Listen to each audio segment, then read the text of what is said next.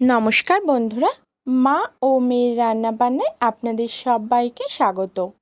আজ আমি আবারও হাজির হলাম আপনাদের মাঝে সম্পূর্ণ একটা নতুন রেসিপি নিয়ে। আজ আমি আপনাদের সঙ্গে শেয়ার করব পনির আলু পোস্ত দিয়ে পাতলা করে ঝোল। সেজন্য প্রথমে নিয়েছি পোস্ত আর সাদা জিরে আর একটু আদা আর একটু শুকনো লঙ্কা নিয়ে এটা একটা মিহি পেস্ট তৈরি করে নেব। এদিকে পনিরটা কেটে নেব। পনিরটা আমি আমার পছন্দ মতন ভাবে কেটে নিচ্ছি, আপনারা আপনাদের পছন্দ অনুযায়ী কেটে নেবেন। আমি এখানে আলুগুলোও পনিরের মতনই ছোট ছোট করে কেটে নিয়েছি। এবার কড়াই গরম করতে বসিয়ে দিয়েছি। কড়াইতে দিয়ে দিলাম তেল।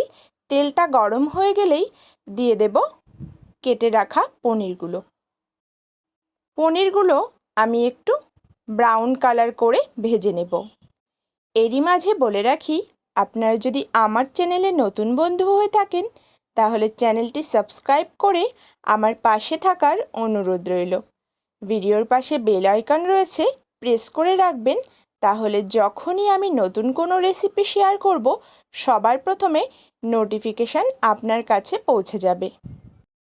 দেখুন, পনিরগুলো আমি একটু ব্রাউন কালার করে উল্টে পাল্টে ভেজে নিলাম।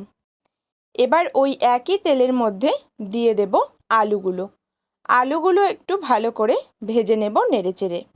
আলু ভাজা হয়ে গেছে।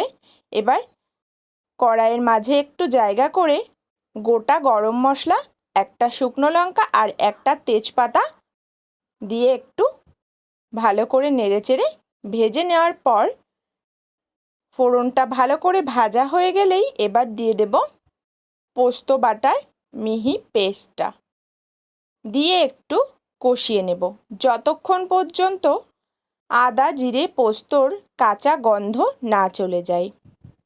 এরকমভাবে কষিয়ে নেব। আর যখনই মশলা থেকে তেল ছাড়তে আরম্ভ করবে তখনই বুঝে যাব মশলাটা কষানো হয়ে গেছে। এরই মাঝে দিয়ে দিলাম পরিমাণ মতো হলুদ আর লবণ। দেখুন, মশলা থেকে তেল ছাড়তে আরম্ভ করেছে। এবার দিয়ে দিলাম জল। আলুটা ভালো করে সেদ্ধ হয়ে যাবে আর ঝোলটা ফুটে গেলেই এবার দিয়ে দেব ভেজে রাখা পনিরগুলো। রান্নাটা আমার প্রায় হয়ে এসেছে। নামানোর আগে দিয়ে দিলাম একটু গরম মশলা আর একটু চিনি, আর দিয়ে দেব সামান্য ঘি।